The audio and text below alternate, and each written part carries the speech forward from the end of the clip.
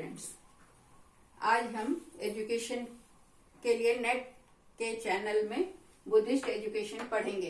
एक एक करके हम सब टॉपिक को डिस्कस करेंगे। पहले बुद्धिस्ट फिर मुस्लिम एजुकेशन को पढ़ लेते हैं, उसके बाद वैदिक एजुकेशन पर भी हम ध्यान देंगे, उसके बाद सारे इज्म्स को एक एक करके पढ़ेंगे। तो अब हम शुरू करते हैं। बुद्धिस्ट एजुकेशन के मतलब मेन पॉइंट्स को हम डिस्कस कर लेंगे ताकि इसकी पूरी जानकारी आपको रहे। तो बुद्धिस्ट एजुकेशन जो है इसका टाइम पीरियड है 600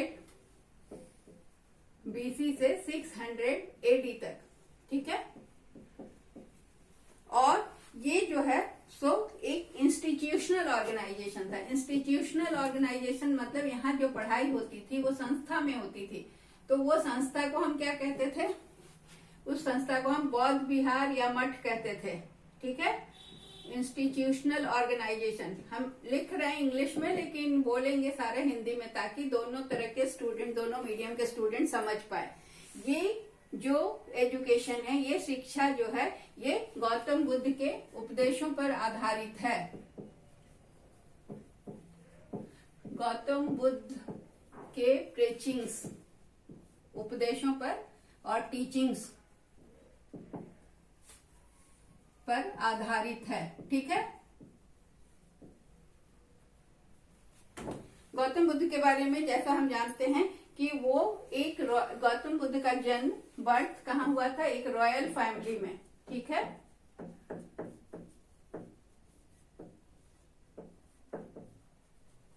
एक राजकीय परिवार में उनका जन्म हुआ था। उनके पिता का नाम क्या था? आपको पता होगा। पिता का नाम था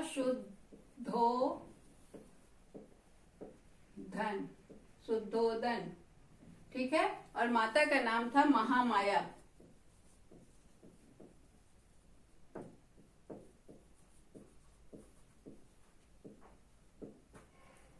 उनकी शादी हो गई थी और उनकी पत्नी का नाम था यशोधरा।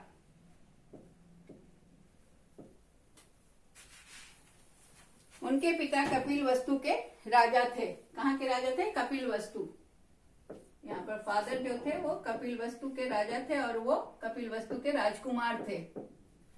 गौतम बुद्ध का मन बहुत पहले ही विचलित हो गया संसार के दुख को देखकर, और वो घर छोड़कर निकल गए, ठीक है। फिर गौतम बुद्ध के जो भी टीचिंग्स हैं उसको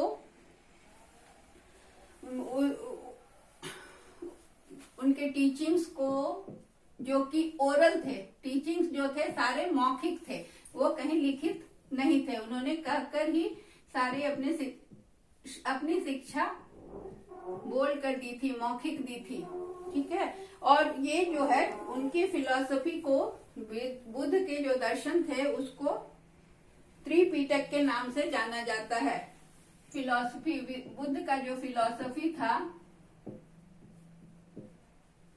उसको त्रिपिटक के नाम से जाना जाता है। अब हम एक एक करके त्रिपिटक के तीनों पिटक को समझेंगे। त्रिपिटक में क्या क्या था? पहला था विनय पिटक,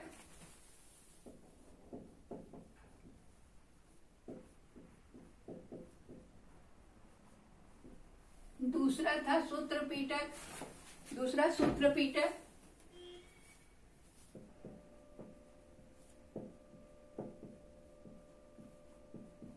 और तीसरा था अभिधम्म पिटक।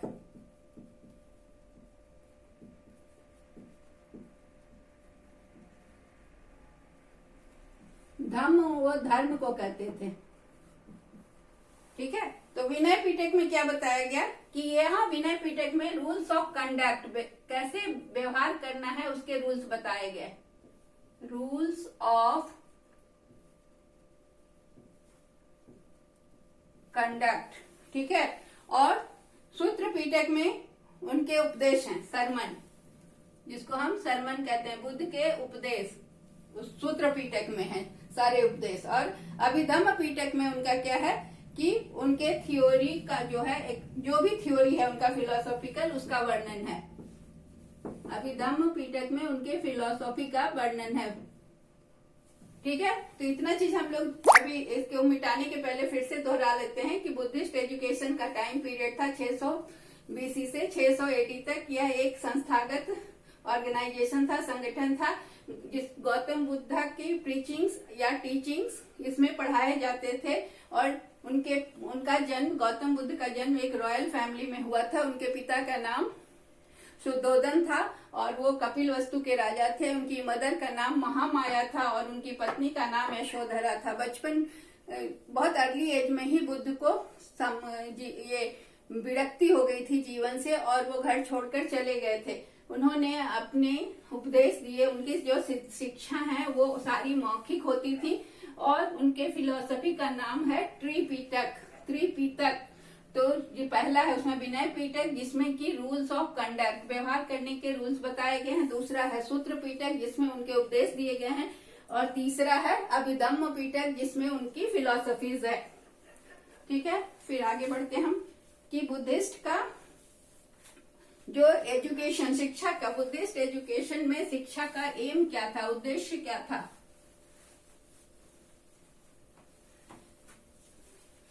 AIIMS of education, AIIMS of education एक एक करके हम देखते हैं। बुद्धिस्ट एजुकेशन का एम्स ऑफ एजुकेशन पहला था डेवलपमेंट ऑफ पर्सनालिटी, व्यक्तित्व का विकास।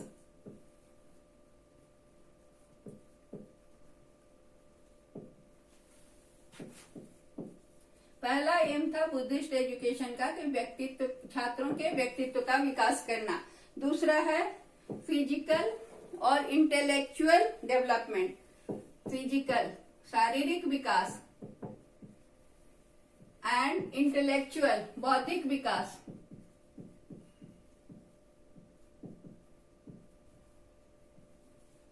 डेवलपमेंट, ठीक है, मैंने डेवलपमेंट सिर्फ डीवी लिखा है।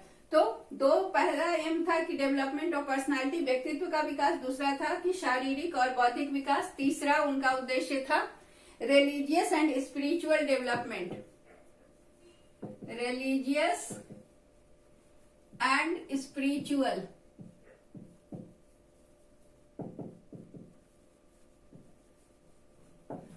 रिलीजियस मतलब धार्मिक विकास। तो धार्मिक विकास बुद्धिस्ट के समय क्या था, बुद्धिज्म में किसी देवी देवता की पूजा नहीं होती, वो किसी धर्म को मानने वाले नहीं होते।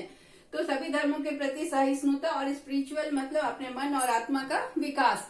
फिर उसके बाद था कैरेक्टर बिल्डिंग, चरित्र का निर्माण।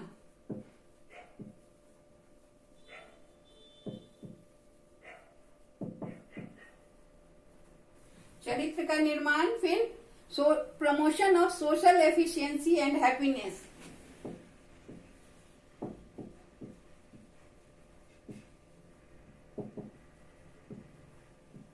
सोशल एफिशिएंसी क्या होगा,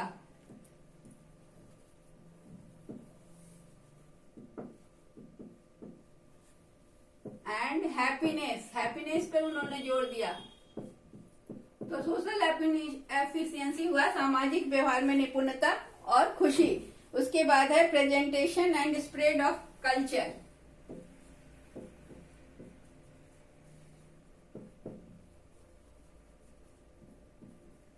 स्प्रेड ऑफ कल्चर, अपनी संस्कृति का विकास। इसीलिए आपने देखा होगा कि अशोक, बहुत सारे ऐसे राजा हुए जिन्होंने बुद्ध धर्म के विकास के लिए और प्रचार प्रसार के लिए अपने बच्चों को भी और दूसरे देशों में जाकर इनका प्रचार प्रसार किया। तो बुद्धिज्म बहुत ज्यादा फैला था क्योंकि इसमें ढकोसले कम थे। उसके बाद है एम्स ऑफ एजुकेशन के बाद बुद्ध के सिद्धांत।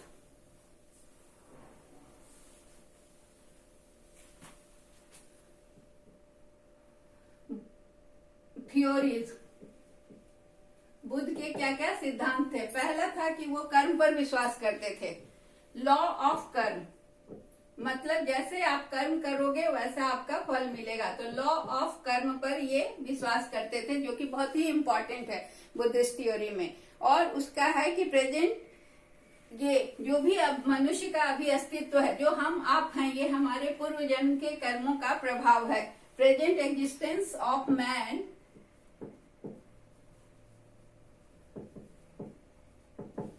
एग्जिस्टेंस ऑफ मैन या ह्यूमन बीइंग कह लें, is the effect of past Karma, is effect of past Karma. मतलब अभी जो भी हमारा अस्तित्व है वो हमारे पूर्व जन्म के कर्मों का परिणाम है। वो पुनर्जन्म पर विश्वास करते थे, रीबर्थ पर विश्वास करते थे।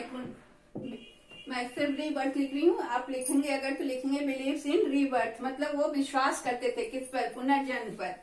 फिर उन्होंने लिखा कि ये भगवान पर विश्वास नहीं करते थे। बुद्धिज्म डज नॉट बिलीव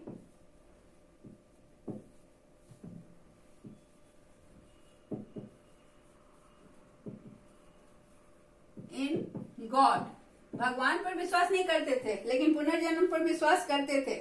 और उनका जो गॉड पर जो विश्वास था, the place of God is taken by the, वो गॉड की जगह किस पर ज्यादा जोर देते थे? गॉड का प्लेस किसको दिया था उन्होंने? कर्म को। मतलब आपके डीड्स, आपके कर्म, जैसे काम करोगे वैसा आपको फल मिलेगा। तो वो कर्म पर ज्यादा विश्वास करते थे और वो संसार को, वो मानते थे कि संसार को गवर्न करता है, जो संसार को चलाता है वो व्यक्ति का कर्म ही होता है। और ये कर्म जो है वो क्या करता है कि किसी भी व्यक्ति को जो भी सुख या दुख मिलता है वो उसके कर्मों पर आधारित होता है। फिर अगला पॉइंट है निर्वाण।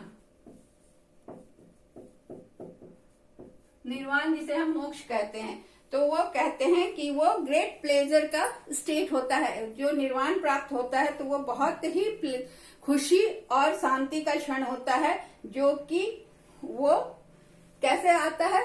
तो गुडनेस से आता है, सैक्रिफाइस से आता है और नॉलेज से आता है।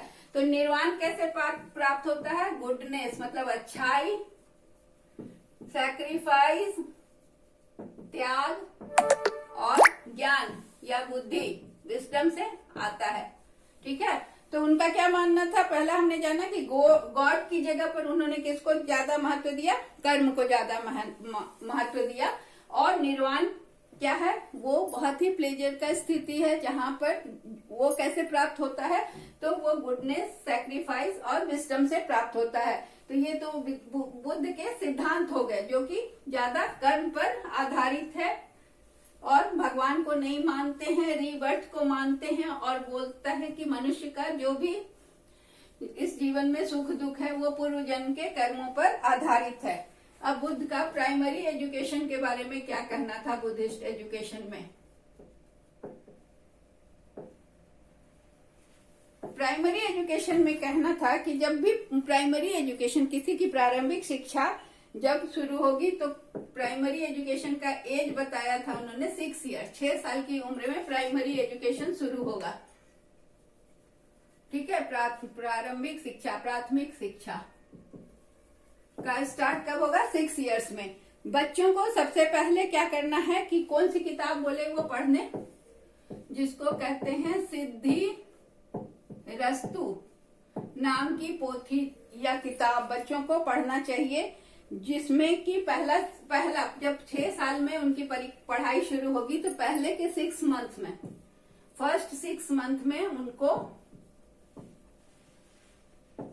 सिद्धिरस्तु नामक पुस्तक को पढ़ने के लिए कहा गया, जिसमें कि 16 चैप्टर्स और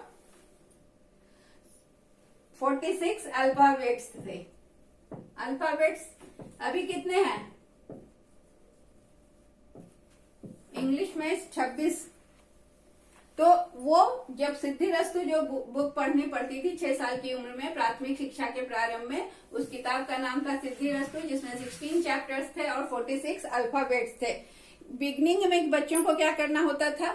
शुरुआत जब पाठ शिक्षा की होती थी, बच्चों को इमिटेट प्रोनाउंसिएशन, उनको उच्चारण का नकल करना पड़ता था। पढ़ाई में जो भी शब्द होते थे उनका जो उच्चारण होता था वो टीचर के उच्चारण का नकल करके सीखते थे। तब उसके बाद वो लिखना शुरू करते थे। पहले इमिटेट करते थे नकल करके, pronunciation, then start writing.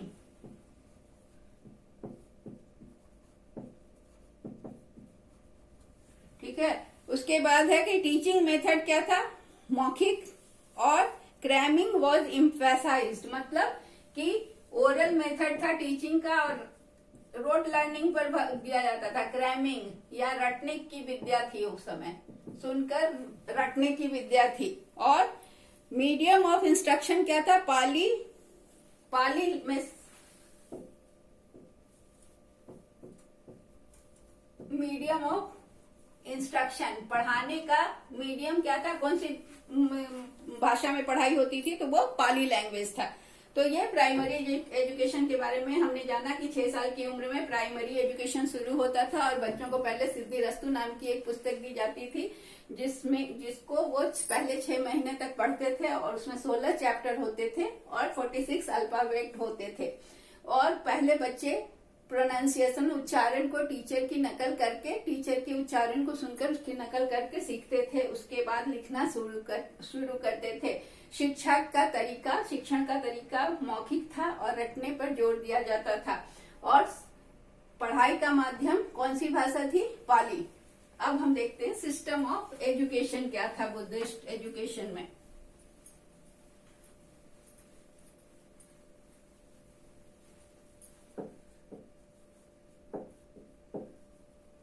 System of education, Buddhist जो शिक्षा प्रणाली थी उसमें शिक्षा की क्या प्रथा थी, ये हम जान। तो बुद्धिस्ट एजुकेशन में स्टूडेंट को क्या होता था कि संघ या विहार में रहना पड़ता था। छात्रों को कहाँ रहना पड़ता था, संघ या बौद्ध विहार जो होता है, जो मठ होते थे, वहां उनको मोनेस्ट्री में रहना पड़ता था। फिर छात्रों को क्या करना पड़ता था कि उनको अपने आप को टीचर के समक्ष पेश करना होता था। इसको कहते हैं पबजा संस्कार। ठीक है। तो पबजा संस्कार जो होता था उसमें छात्रों को अपने आप को शिक्षक के समक्ष टू प्रेजेंट देमसेल्व्स, खुद को किसके समक्ष प्रस्तुत करते थे, टीचर के समक्ष प्रस्तुत करते थे, जो कि जिसे हम और परमिशन लेते थे ताकि उनको वहां शिक्षा ग्रहण करने की अनुमति दी जा सके। अब उसके बाद क्या होता था कि जो बच्चे होते थे वो अपने घर से निकल जाते थे और घर मोनास्ट्रीज में रहते थे। घर छोड़कर कहाँ रहते थे, स्टूडेंट्स मोनास्ट्रीज में रहते थे। और उसके बाद जब एडमिशन हो जाता था, जब नाम लिखा जाता था संघ में, तो वहां वो रहते थे मॉन्क की तरह। एडमिशन के बाद वो मॉन्क की तरह रहते थे, जहां उनको अपने कास्ट को, अपने ड्रेस को और अपने कैरेक्टर को, मतलब सब चीज को छोड़ देना होता था। वो पहले की सारी चीजें, मतलब जाति को भी छोड़कर, ड्रेस को भी छोड़कर और अपने पुराने जो भी उनका व्यक्तित्व था या व्यक्तित्व का जो भी विशेषताएं थी उनको छोड़कर उन्हें मॉन्क के रूप में, भिक्षु के रूप में रहना पड़ता था। सारे कास्ट के लोग अलाउड थे। वहां पर कास्ट सिस्टम पर कोई जोर नहीं दिया गया था, क्योंकि बुद्धिस्ट एजुकेशन जो था ना, सो क्या वो ब्राह्मणिक काल का जो कास्ट सिस्टम था उसके विरोध में आया था। इसलिए यहाँ पर मोनास्ट्रीज में सारे कास्ट के लोग अलाउड थे, सबको एडमिशन मिलती थी। अब हम जानते हैं कि पबजा संस्कार क्या है, उसको थोड़ा हम डिटेल में जानते हैं।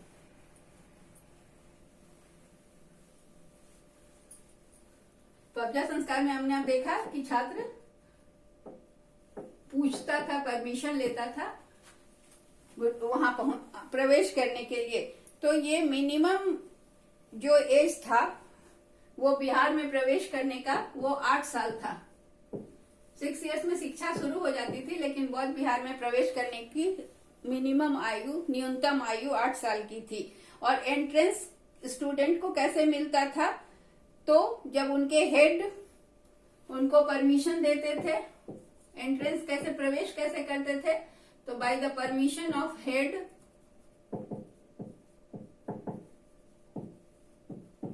पबजा संस्कार में उन्हें परमिशन मिलता था हेड से, फिर उन्हें पीले वस्त्र धारण करना पड़ता था, येलो क्लोथ।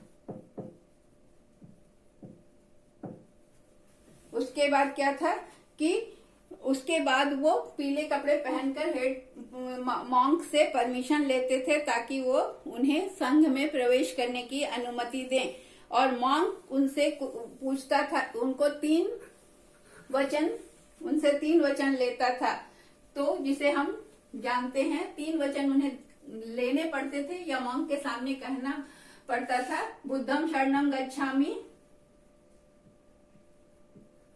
बुद्धम शरणम गच्छामि, हिंदी में ही लिख देती हूँ, इंग्लिश में लिखना, बुद्धम शरणम गच्छामि, संघम शरणम गच्छामि, शरणम गच्छामि, धम्मम शरणम गच्छामि। मतलब मैं बुद्ध की शरण में जा रहा हूँ, I go into the shelter of Buddha. संघम शरणम गच्छामि, I go to the shelter of Sangha. और धम्मम शरणम गच्छामि मतलब आई एम टेकिंग या I seek the shelter of Dhamma. ठीक है, तो ये इस तरह से वो बुद्ध विहार में एंटर करने का परमिशन उनको इस बात से मिलता था, ये जब वो रिपीट करते थे। और बिना भी किसी भी कोई भी व्यक्ति बुद्ध विहार या मोनेस्ट्री में प्रवेश नहीं कर सकता था जब तक कि पेरेंट्स का परमिशन नहीं मिले। मतलब विदाउट परमिशन ऑफ पेरेंट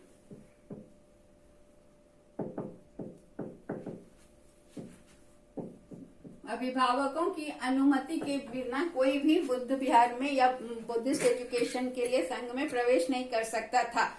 उसके अलावा क्या है कि जो भी बच्चों के पेरेंट्स बच्चों के पेरेंट्स इन्फेक्शियस डिजीज से ग्रस्त होते थे या उनको गवर्नमेंट से कोई सजा मिली होती थी या फिर वो दास होते थे, उनके बच्चों को परमिशन नहीं मिलता था। मतलब इन्फेक्शियस डिजीज मतलब संक्रामक रोग से पीड़ित अभिभावकों के बच्चे गवर्नमेंट की तरफ से पनिश्ड जो पेरेंट्स होते थे उनके बच्चों को संघ में प्रवेश नहीं मिलता था।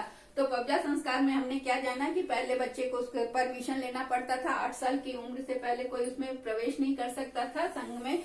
और उसके बाद उसको पीले कपड़े पहनकर जो मॉन्क होता था उससे परमिशन लेना पड़ता था, फिर उसे 3 वचन लेने होते थे, बुद्धम शरणम और ये सब, बुद्धम शरणम गच्छामि, संघम शरणम गच्छामि, धम्मम शरणम गच्छामि। उसके बाद उसे अपने पेरेंट्स के परमिशन के बिना कोई भी बच्चा का प्रवेश नहीं होता था और वैसे बच्चों का भी प्रवेश नहीं होता था जिनके माता पिता को कोई इन्फेक्शियस डिजीज हो या कोई सरकारी मुकदमा उन पे चल रहा हो या फिर वो स्लेव के बच्चे हों, इस तरह।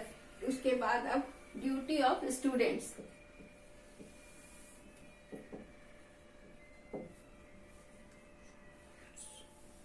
ड्यूटी या रूल्स फॉर स्टूडेंट्स कहते हैं तो ज्यादा। तो छात्रों के लिए क्या नियम था? Rules for students. तो छात्रों के लिए बहुत सारे नियम थे जो छात्रों को पालन करना पड़ता था। सबसे पहले जब उनका एडमिशन हो जाता था उनको क्या कहते थे? एडमिटेड स्टूडेंट्स को कहा जाता था सामनेर। जो बच्चे का एडमिशन बौद्ध विहार में हो गया उन्हें सामनेर कहा जाता था। और सामनेर को कौन कौन से रूल फॉलो करना पड़ता था? Had to follow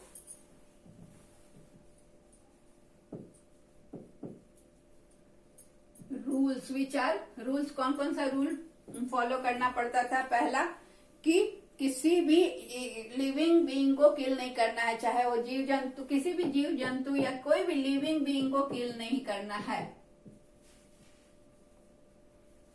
not to kill, not to kill any living being. ठीक है, तो किसी भी जीवित किसी भी जीव की हत्या नहीं करनी है, किसी से कोई भी तरह का चीज एक्सेप्ट नहीं करना है। दूसरा है कि नॉट टू एक्सेप्ट एनीथिंग, कोई कुछ दे तो उसको स्वीकार भी नहीं करना, किसी से कुछ लेना नहीं है। एनीथिंग फ्रॉम अदर्स, दूसरे से कुछ भी नहीं लेना है। फिर live free from impurity, character में इम्प्योरिटी नहीं आने देनी है, चरित्र की पवित्रता बनाए रखनी है। इन कैरेक्टर, ठीक है, चरित्र की पवित्रता को बनाए रखना है। झूठ नहीं बोलना है, नो लाई, झूठ नहीं बोलना है। मैं पूरा नहीं लिख रही हूँ, बता दे रही हूँ, झूठ नहीं बोलना है। और उसके बाद किसी भी तरह का नशीला पदार्थ का सेवन नहीं करना है। और इंटॉक्सिकेटिंग,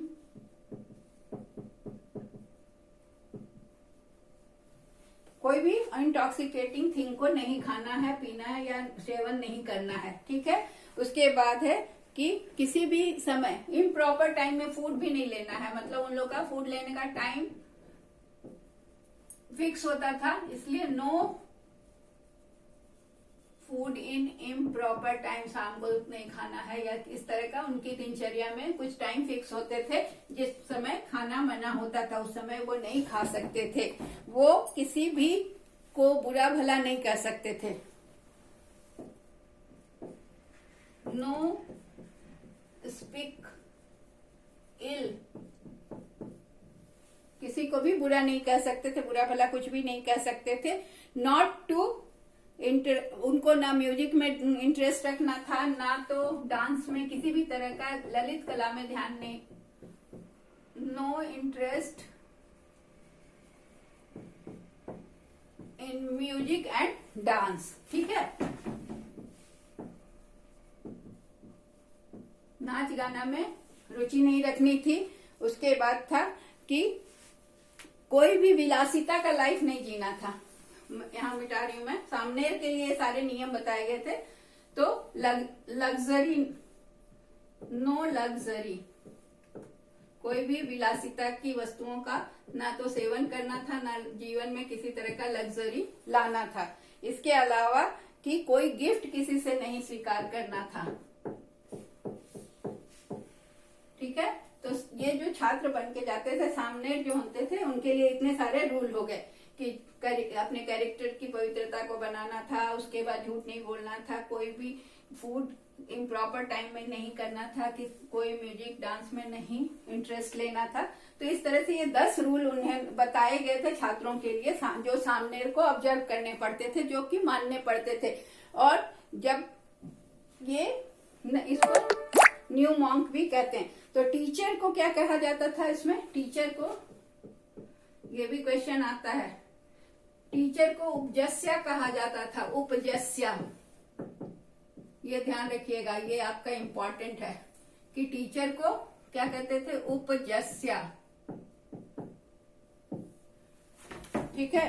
और जो कि बच्चे की सारी रेस्पॉन्सिबिलिटी लेते थे, और अप टू कितने उपजस्या कितने एज तक छात्रों की जिम्मेदारी लेते थे? अप टू 20 इयर्स, ठीक है।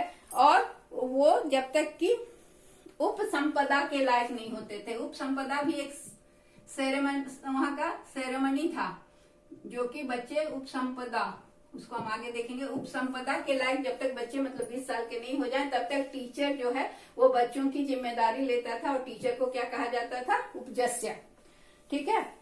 फिर आगे उप संपदा क्या होता था, अब हम इसको समझ लें। उप संपदा एक संस्कार था, वो क्या होता था उसको हम, ये सारे चीज मतलब इम्पोर्टेंट है क्वेश्चन के लिए। उप संपदा क्या होता था कि 12 साल का एजुकेशन 8 साल में प्रवेश करता था। तो 8 इयर्स टू 20 इयर्स जब वो रह लेता था बौद्ध विहार में या मॉनेस्ट्री में, तो वो कितना समय पार कर लिया? 12 इयर्स पार कर लिया ना, मॉनेस्ट्री में 12 इयर्स रह लिया।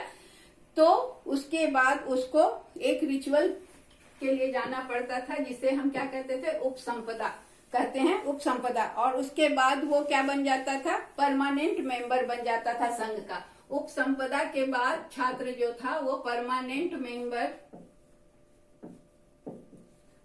संघ का बन जाता था। ठीक है, तो लेकिन वही मॉन्क उसके मेंबर बनते थे जिनके पास मतलब अच्छा स्पिरिचुअल नॉलेज हो, उसे ही संघ में लिया जाता था। हर बच्चा को नहीं ले लिया जाता था।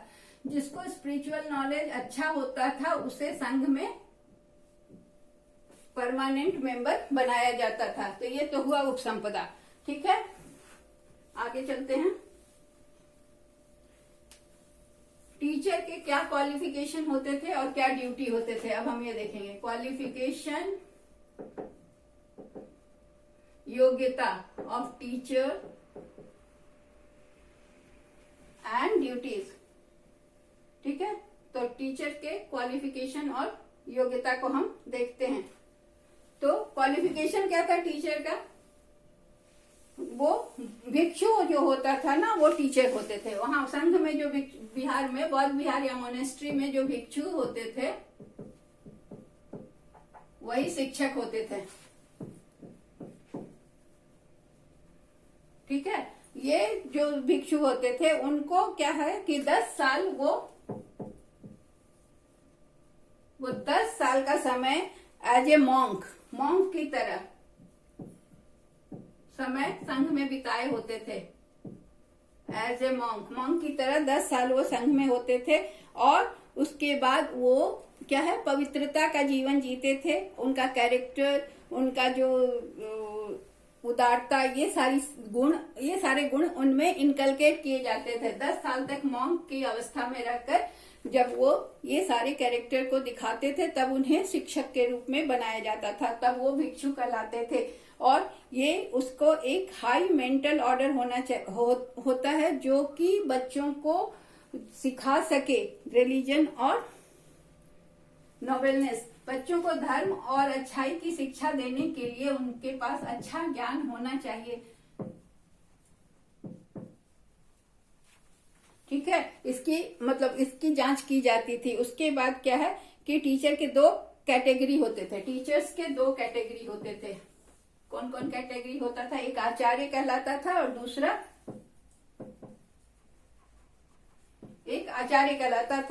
दूसरा कहलाता था उपाध्याय।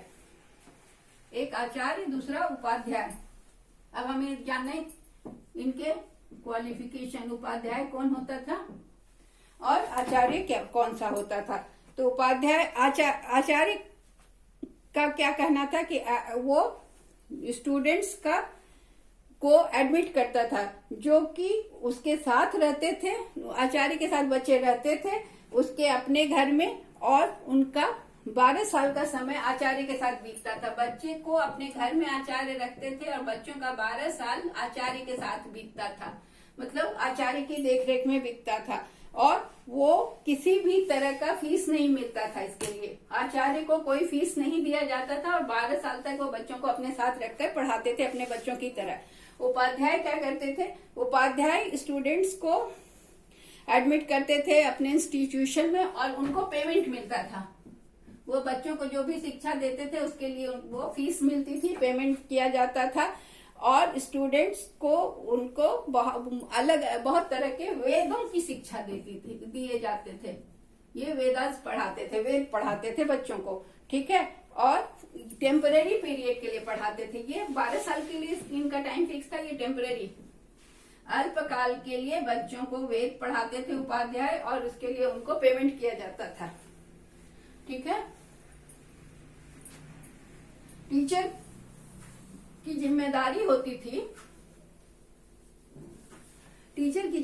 होती थी कि वो बच्चों को सही शिक्षा दे, प्रॉपर एजुकेशन दे, और उसके बाद बच्चों की जो भी जरूरतें हैं उनको वो प्यार से पूरा करे, अफेक्शन से पूरा करे। टीचर को रेस्पॉन्सिबल माना जाता था बच्चों के मेंटल एंड फिजिकल ग्रोथ के लिए। टीचर ही रेस्पॉन्सिबल माना जाता था बच्चों के सही विकास के लिए, सम्यक विकास के लिए। उसको उनके बीमारी के समय, बच्चे जब बीमार पड़ते थे तब टीचर उनकी देखभाल करते थे पेरेंट्स की तरह। ठीक है, और उसके बाद टीचर्स बच्चों से बहुत क्लोज होते थे, क्लोज टू स्टूडेंट्स, और वो बहुत अफेक्शनेट भी होते थे बच्चों से, उनको बहुत लगाव भी होता था। अब उसके बाद हम डेली रूटीन देखते हैं। छात्रों का डेली रूटीन क्या था? छात्रों